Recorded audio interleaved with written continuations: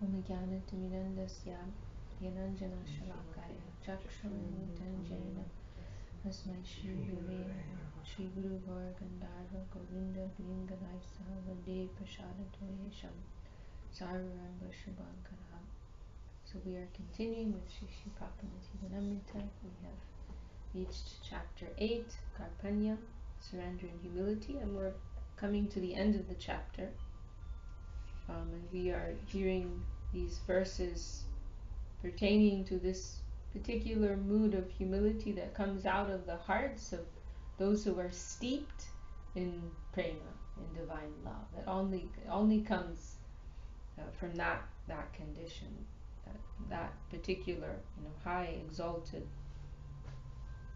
expression of humility, and particularly out of this feeling separation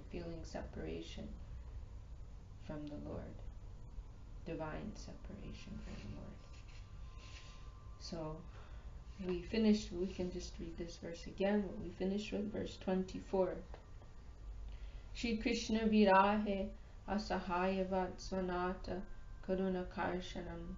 The devotee in separation of Krishna helplessly draws the grace of the Lord of his life. Amunya danyani dinantarani haritvara lokanam antarena anata bandho karunaika sindho ha hanta katam nayami. O Hari, O guardian of the shelterless, O one and only ocean of mercy, how will I pass my unblessed days and nights without a glimpse of you? O Hari, O guardian of the shelterless, O one and only ocean of mercy, how will I pass my unblessed days and nights without a glimpse of you? Shri Bilva Mangal Thakur. Rajanjanandana virahe taj jiviteshvarya swayam dupaya api dasivat karpanyam. Like a maidservant, even Shri Radhika, the heroine of the son of King Nanda, humbly petitions the Lord in his separation. And this is an expression recorded of Srimati Radharani herself. Hanata Ramana Preshta Kwasi Mahabhuja Dasyaste Kripanaya Me Sake Darshaya Sanidim. O Lord, my loving consort and dearmost hero, where are you? I am your poor maidservant. Please come to me. Actually, we went through these verses already. Yeah. We finished on this next one. Yeah. We can hear it again. Vipralambe Shri Krishna Valabanam Api Vihasaktava Doinyukti. Like persons attached to hearth and home, even the gopis, the damsels beloved of Lord Shri Krishna, humbly petition the Lord in his separation. Ohishchatena lina nava padara vindam yogeshware hridi vichincha magada bodhai samsara kupa patito tadanava yeham jusham apimanasudiyat sadhana.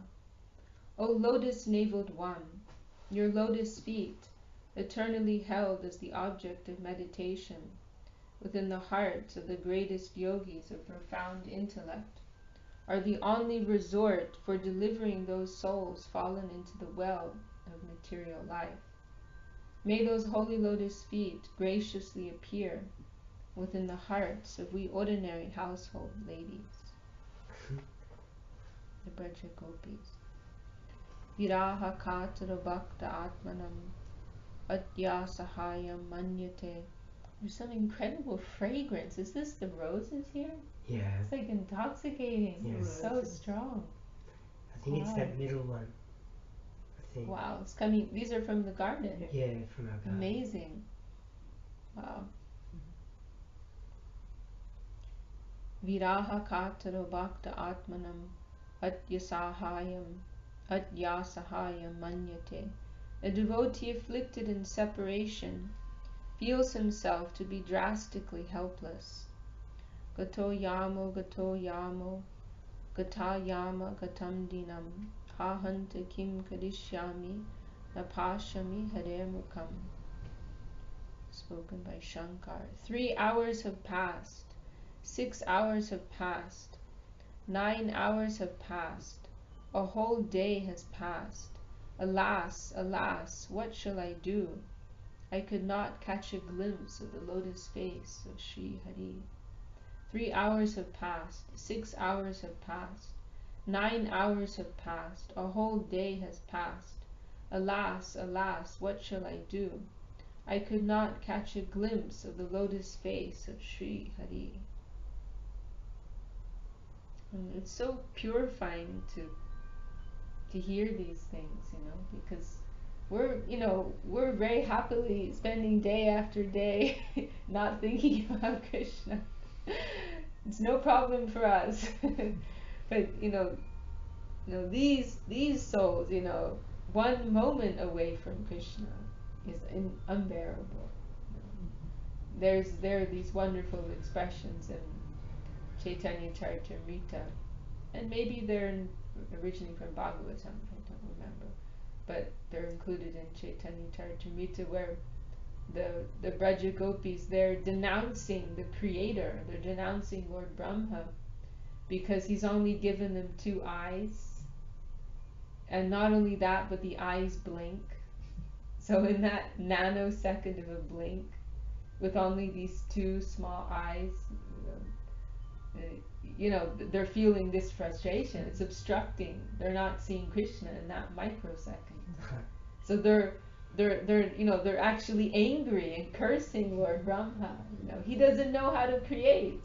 He doesn't know how to do his job properly. I'm trying to remember the Sanskrit. It's very, Srila Sridhar Maharaj quotes it in one place. It's so sweet. How does it go? Chaturana. I can't remember. But saying like that, like he doesn't know how to do his job. Gently chiding him. For one who has the opportunity to see Krishna, they're stuck with 2 eyes that blink. Like he doesn't know what it's like to have exposure to the beauty of Krishna. Like he has no imagination. That's why he's done this. He hasn't conceived of this eventuality of being exposed to the beauty of Krishna.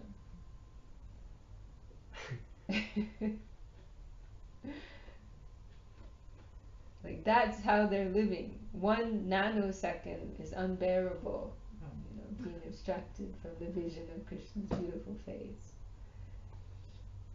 Breaks the connection.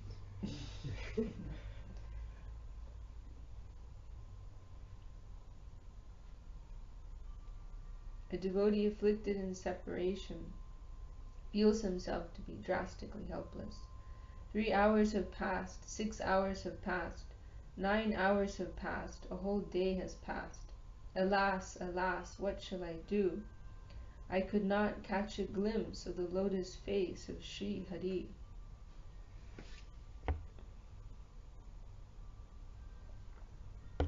Govinda virahe sarva shunyataya atyanata vadirga dukkha bodha rupa prema cheshta.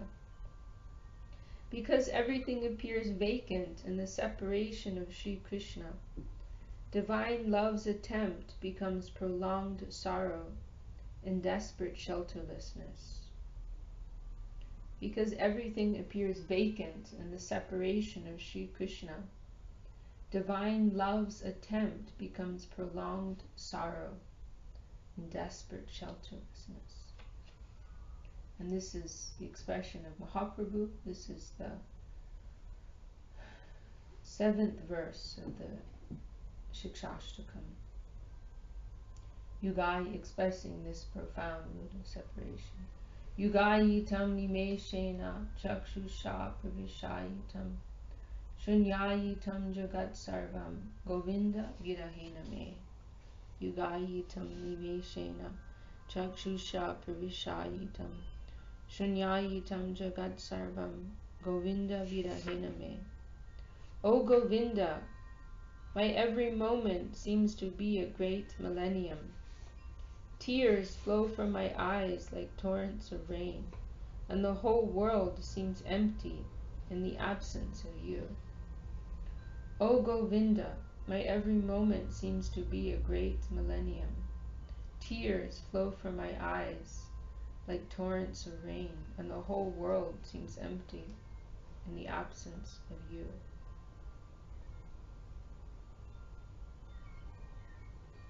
So, the same idea. Actually, this, as I recall, this word nimesha, it means something like the blink of an eye, like that time span. So, but in any case, this idea, one, instant of time is unbearable if it's in separation from you. And this whole world, which we may perceive as being full of an infinite number of interesting things for our enjoyment, here it's being stressed. It's all void. They're seeing a desert. We're finding so many things to excite our senses and our mind. But for one who's awake and Yanisha Sarvabhutanam, who's awake in the higher plane, they're seeing a void. They're seeing a desert. There's nothing there.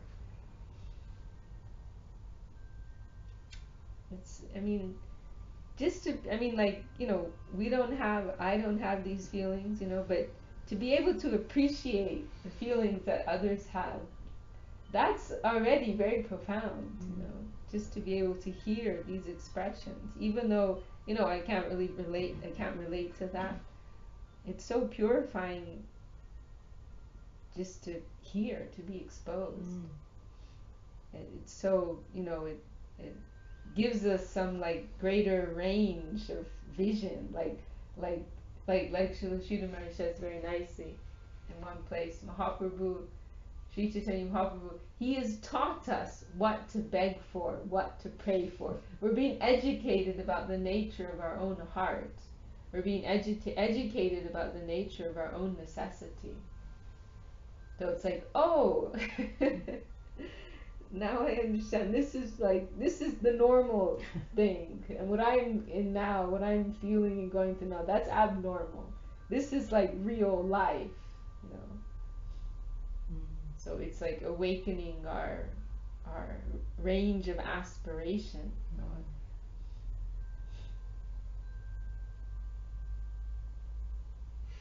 Shri Krishnaika Vallabhayas Tadvirahe Anubhuta Kila Pranacheshta Vyartataya Deha Yacha Nirvahasyapi Lajakara Shocha Vyavaharavat Pratiti.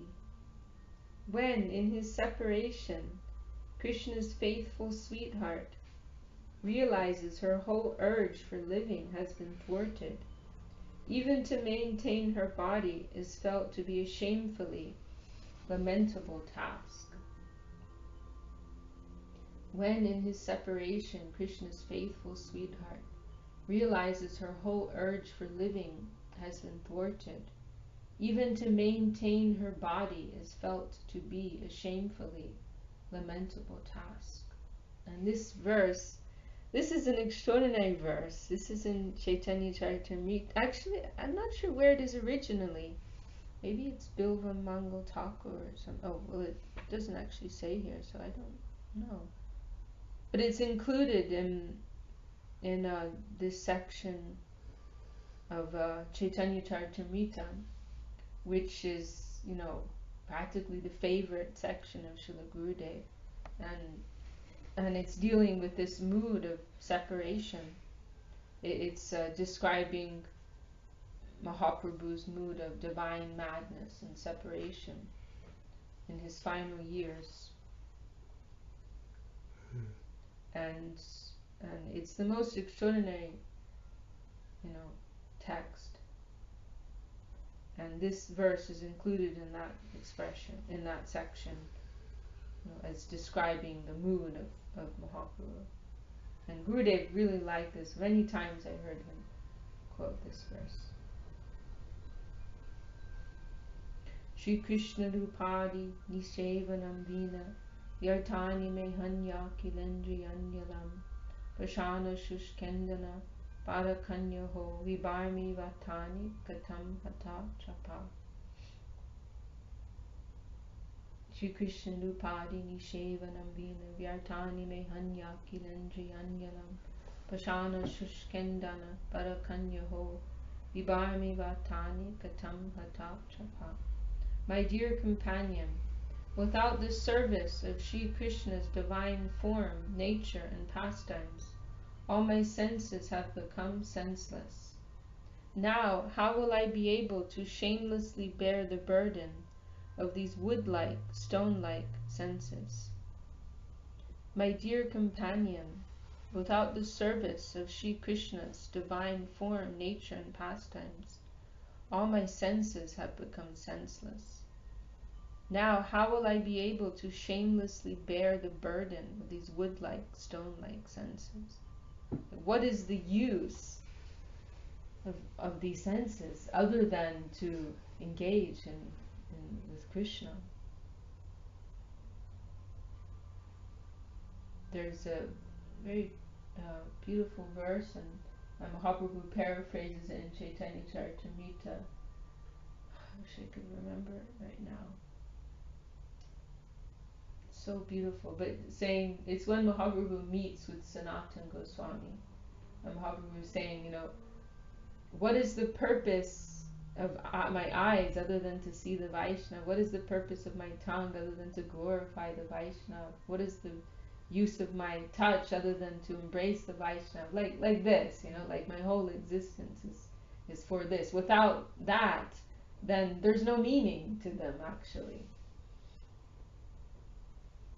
And then in this section in Chaitanya Charitamrita, there are some other verses also cited, saying very extreme, what is the my ears are no better than a damaged conch shell if they cannot hear the glories of Krishna, like that. So my eyes are like this, and like if they cannot see Krishna, hear Krishna, serve Krishna, then they're just utterly useless.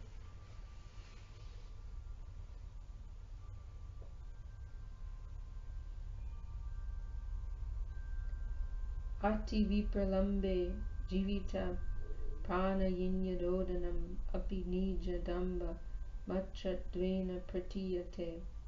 His sweetheart, who lives despite intensely feeling his separation, thinks that even her tears are only due to her pride. His sweetheart, who lives despite intensely feeling his separation, thinks that even her tears are only due to her pride. And this is spoken by Rudra. Yasyamiti samudyatasya vachanam vishrabdam akarnitam kachandodam upekshito muhurso vyavritya pashyanapi tatshunye punar agatasmi bhavane pranasta evastitaha sakya pashyata jivita pranayini damba naham rodimi. When he was about to leave, he said, I am going. I heard his words without a care. As he left, from afar, he glanced back again and again, but I paid no attention. Now, upon returning to my house, which is bereft of Krishna, I am still living. O my friends, see how I cry out of the pride of being the love of his life. Some very deep sentiment being expressed. Deep exchange. Labda Shri Krishna Prema Parakashtasya Pratikshana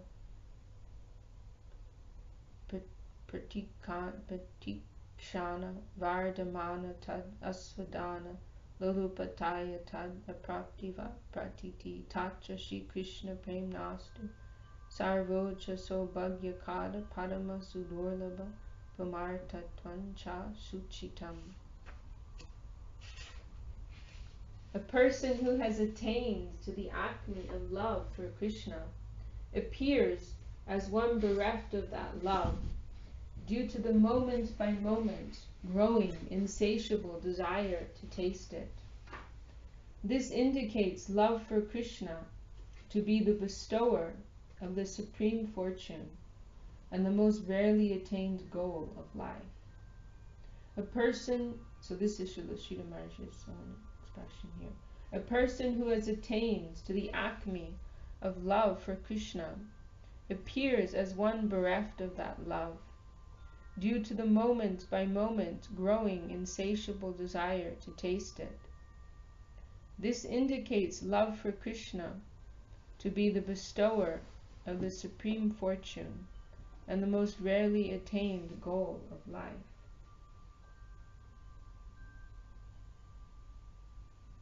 And this is another one of the few expressions which are said to have come from Mahaprabhu himself.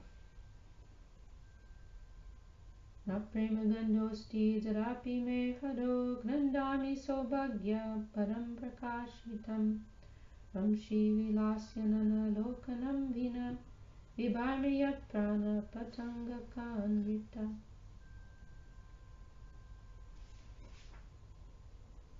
O my companion, I do not have the slightest scent of love for Krishna, and yet I cry. This is only for the purpose of exhibiting my great fortune. Without seeing the lovely face of Krishna playing his flute, I worthlessly pass my days like an insignificant insect.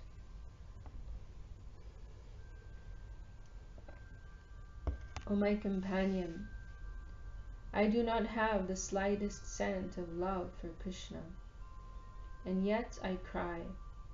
This is only for the purpose of exhibiting my great fortune. Without seeing the lovely face of Krishna playing his flute, I worthlessly pass my days like an insignificant insect. The Supreme Lord Sri Chaitanya Chandra.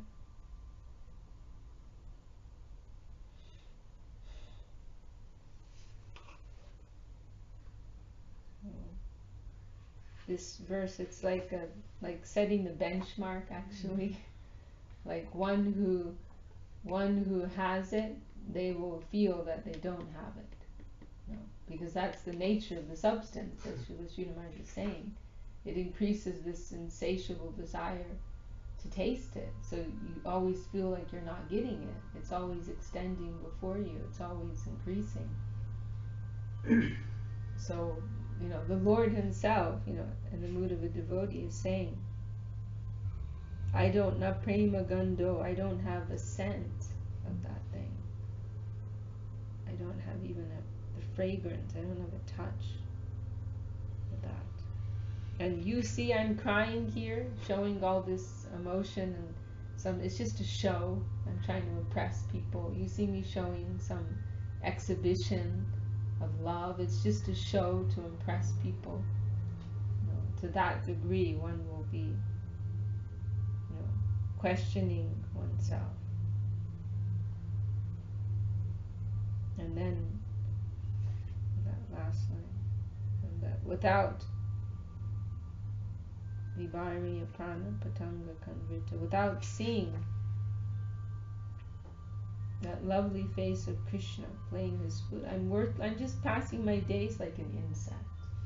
Like, it's actually true. Like, just like an insect coming in this room has no idea what's going on here right now, what we're discussing, what the relationships are, what is their true nature. In the same way, if we're living without consciousness of our real necessity, we're just living like an unconscious animal in this world. Just, eating, sleeping, and everything else, But without connection with that beautiful Krishna,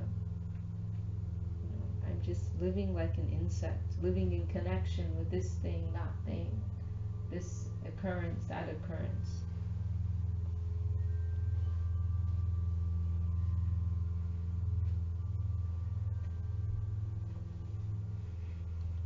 And something else I wanted to mention, but I can't remember right now. Oh yeah, we heard a nice story from Srila Goswami Maharaj, how he he, in like the very beginning when he met Srila Maharshi, he went across to Vrindavan at some point, and he was visiting Vrindavan. And this is after maybe like his first or one of his first meetings with Srila Maharshi.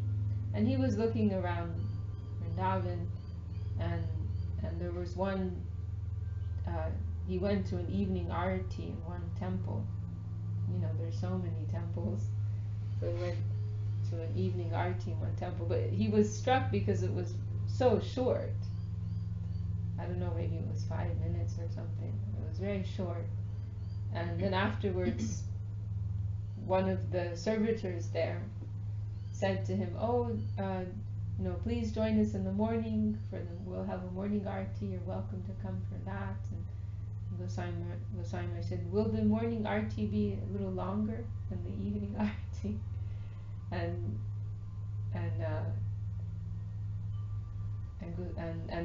that man, he said, "Oh, we don't trouble the Lord with so much formality.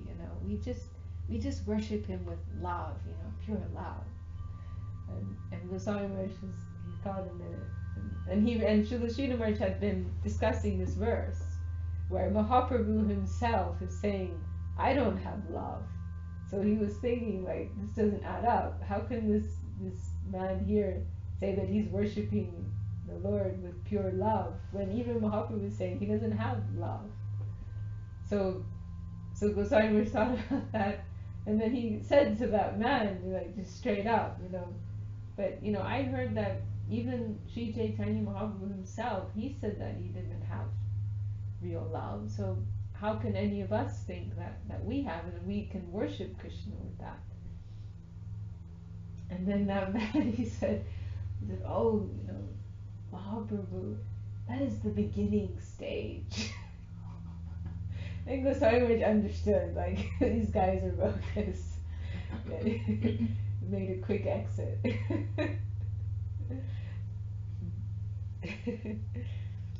So this is so healthy, and it really it sets the benchmark.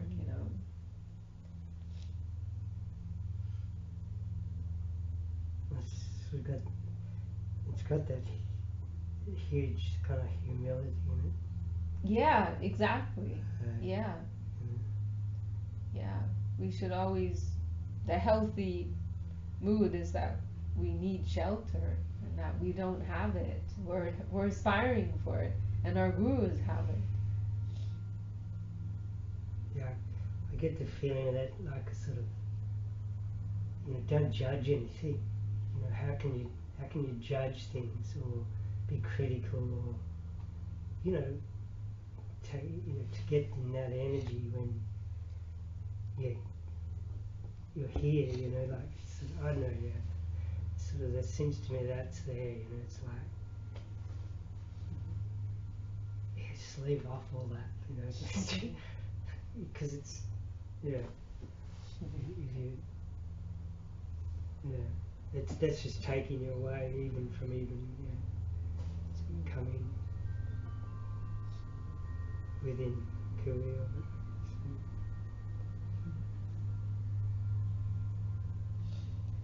So it's so nice. I mean, I find it such a refuge actually to hear these expressions of such deep humility. This is the this is the direction, and such joy is there. Such shelter is there in that mood of humility. You're actually like in an infallible position. I really like something Sudarshan Prabhu. You met him, right? He said like there's something, I can't remember his exact words, but it was something like there's something so safe about knowing that you failed or knowing that you're wrong, like to be in that place where you're like you're wrong or whatever, but you're okay with that. There's something so safe and so comforting about that. like to be in a position of deficiency, of lacking, Mm. and to realize that that's okay, because our false ego, it's like this complex that our false ego has, like you always need to be number one, and it's like to be in that place where, oh, I'm not number one, and that's okay, like It's a relief. what a relief. Yeah, yeah. Yeah, that,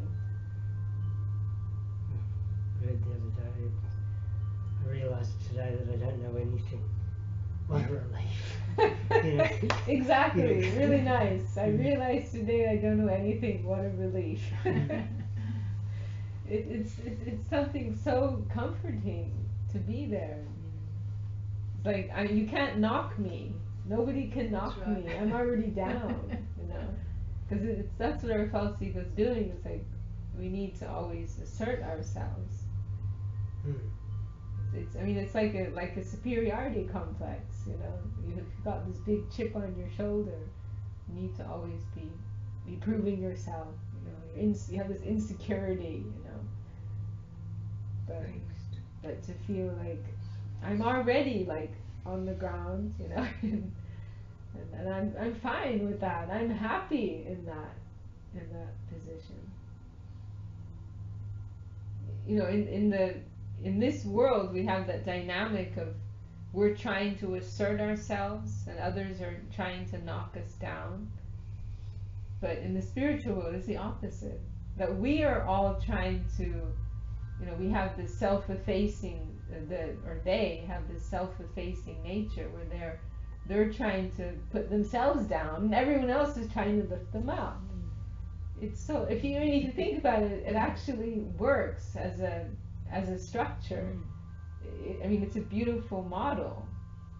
Actually, it makes a lot more sense. It does. Everyone then is cooperating more Yeah. together. They want to support each other. Yeah. There's the It's no competition. competition. It's another type of competition. Yeah, That's to how support, Shulamit has spoken Yeah. of it. True. Where everyone's pushing each other to the front, pushing the others to the front, and pulling themselves back. Yeah. And then automatically there's harmony.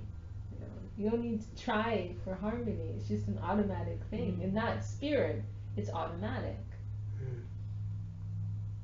I was just reading. It was on Steve's Facebook actually. It was a quote from some economist or some big person in the world of money.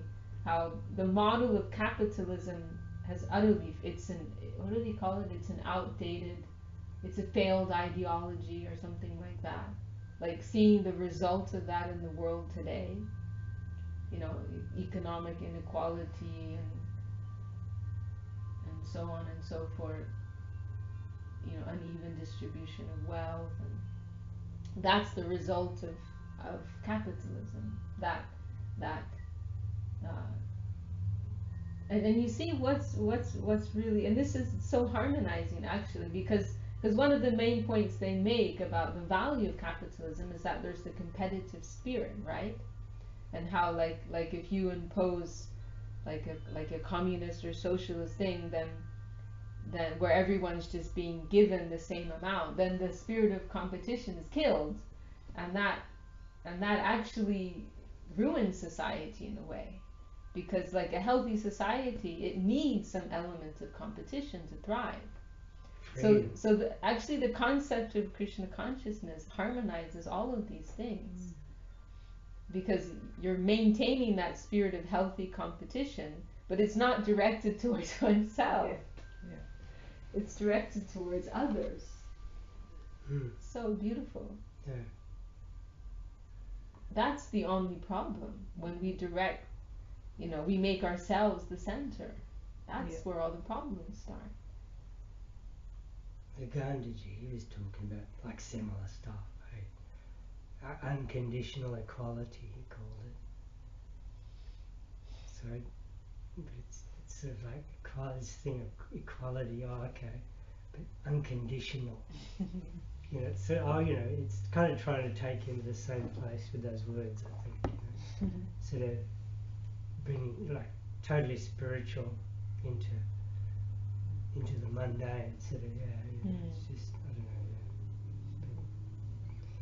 really good. I mean, the whole model of Krishna consciousness, it's so perfect. There's a higher entity, superior entity, who is worth, striving for, or who is worth giving one's energy to please. And so, that with that sense, this is why, like in this world, capitalism will never work, because who can be that qualified, like, center? There has to be a center. But corruption will always creep in. But there's a spirit of healthy competition in the cooperative service of the supreme beautiful center. This is the only model that works, actually. And it includes all of the healthy elements of these other ideologies as to how society can function. We've just got to find someone agreement on what is the one centre. Well, that's the problem, Yeah. because people don't have that. That's right. Sort of like that divine idea of the divine king, like Krishna was when he was here. For that time, it sort of works, Yeah, I mean, like the whole Varnashram system, it has, there's some, value to it. It's just that in this world it becomes corrupt. But the idea behind it, as it's outlined in the scriptures, it's actually, it's a very harmonious way of managing society.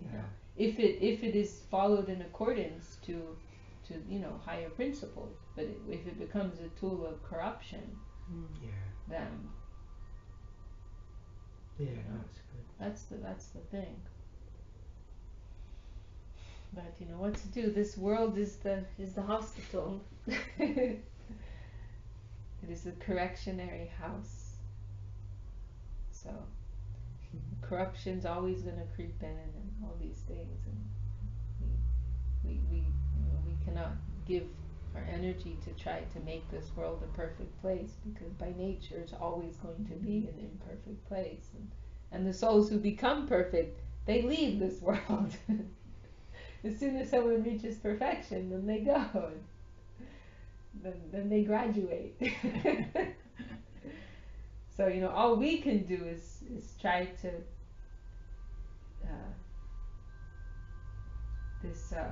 I think maybe it was in a Charles Dickens novel that I read this really nice expression, a circle of duty. Like within our small circle, we can try to perfectly implement these things. In our small little circle of duty, we can try to according to our capacity, put all these principles into action and make little difference that we can, and inspire others also to do it. And if the Lord likes, he can extend that circle, make it a broader circle, and give us more scope for positive change and influence. And that's its sort of worth in a sense too, is its imperfectness. That's why we're here, because it's like that, so that's a context in which you can grow, in a sense. We need that. We need that, actually. We need that. Well, we're imperfect, and we need, some imperfectness. Otherwise, we can't learn. We can't get reflection of our own imperfection, actually. We need that. And it's also just the nature of a dynamic existence, even in Vrindavan, there's not just like a plane of static happiness all the time. There's the whole range of emotion and experience that is there. So it's also just the nature of a dynamic existence, and a desirable thing. And it serves to enhance the positive also, the perfect. The imperfection also exists to enhance the position of the perfect. the perfection is also like a relative thing, right? You know, it's defined by the existence of imperfection.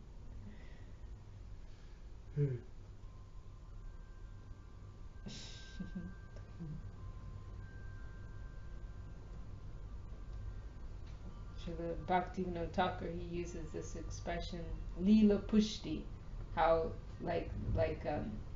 the presence of disturbance, the presence of demonic persons in Vrindavan, these are all nourishing the Leela. They're all they're enhancing the flow of exchange, between Krishna and his devotees. That that disturbance, that crisis, it's intensifying, that feeling, the relationships. And so in the same way, in our low plane of material duality and relative existence, these things, negativity, and they help us actually to define our aspiration, what we're doing, to look inside ourselves and see the negativity inside there, and it has all these things. They have their purpose in terms of our subjective development.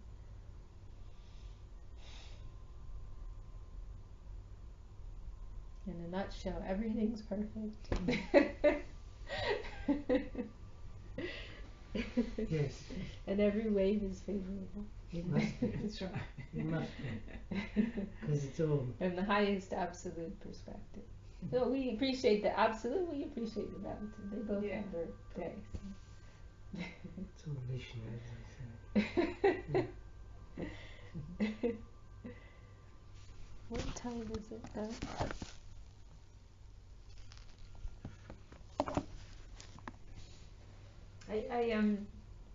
Maybe I'll just this one verse I wanted to read again.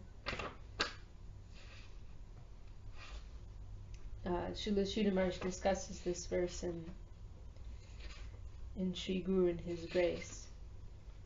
Matulyo nasti papatana paradi chakaschana prihare pilajame kimbruve purushottama. I'm trying to find it here.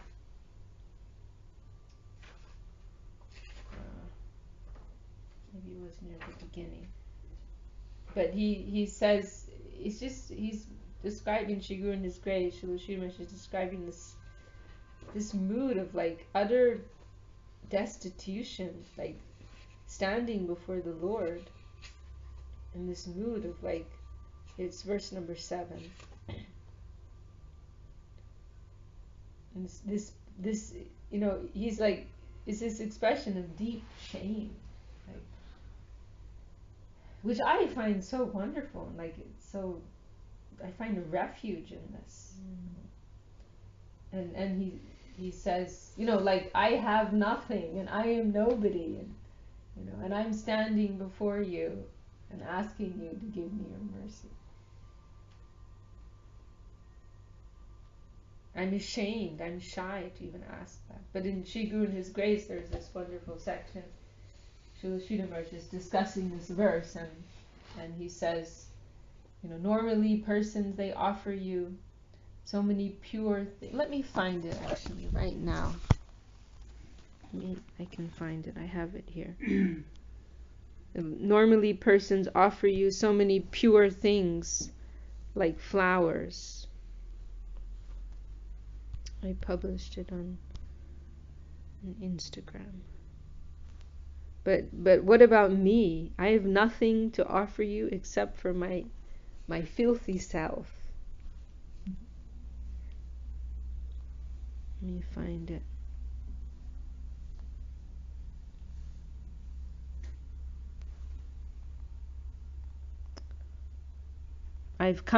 That's what he says. He says, I've come before you with only my shame to beg for your mercy. That's how he says it.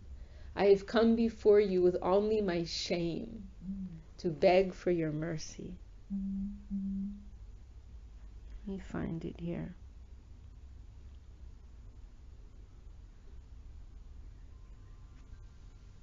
I can't find it.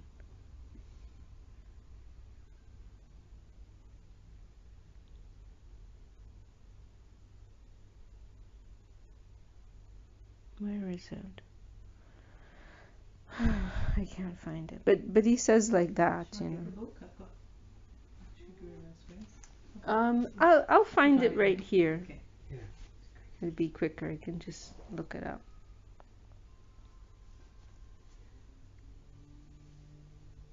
Sri Guru and His Grace.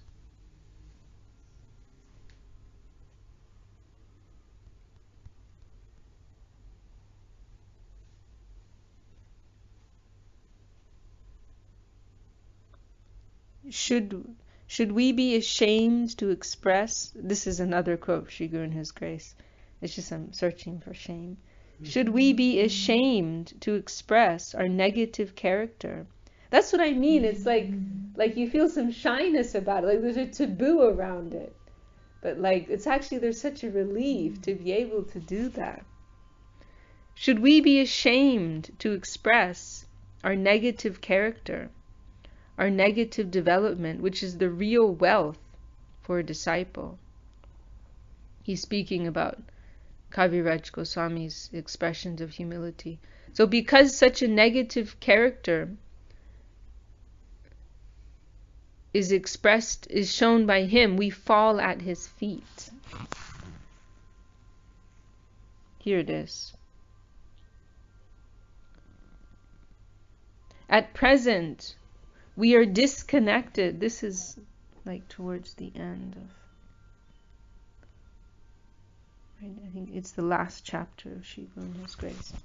At present, we are disconnected from the prospect of divine love, which we cherish in the innermost quarter of our hearts. If we want to have that privilege very easily and very quickly, we must approach the Lord with plain speaking and with a naked body and mind, with everything exposed. Srila Rupa Goswami in Bhakti Rasamrita Sindhu has written, and this is the verse, Mat tulyo nasti papatmana paradi cha kaschana parihare pilaja me kimbruve purushottama. My Lord, I feel ashamed. How shall I offer you so many pure things like flowers? Generally, pure things are offered to you, but what about me? I have come with the most filthy thing to offer to you. I feel ashamed. I have come to you with only my shame to beg for your mercy. There is no parallel to my sinful life, criminal life. Everything that can be conceived of as bad is found in me. It is very difficult even to speak about the characteristics of my heinous sins and crimes. Still, your existence, nature, fame, and benevolence cannot but attract me. You can save me. You can purify me. Hoping against hope, I have come to you. And I have only one solace, that I am the real object of your mercy. And you see what Srila Sridhar Maharaj is doing here. He's like unpacking this verse. Like, because all these things he's saying, it's like you're seeing, oh, like that's what's being said here. Mm-hmm. And in such a profound way, he's developing, explaining that. What was that last bit again? Yeah, I'll read it again. Hoping against hope, I have come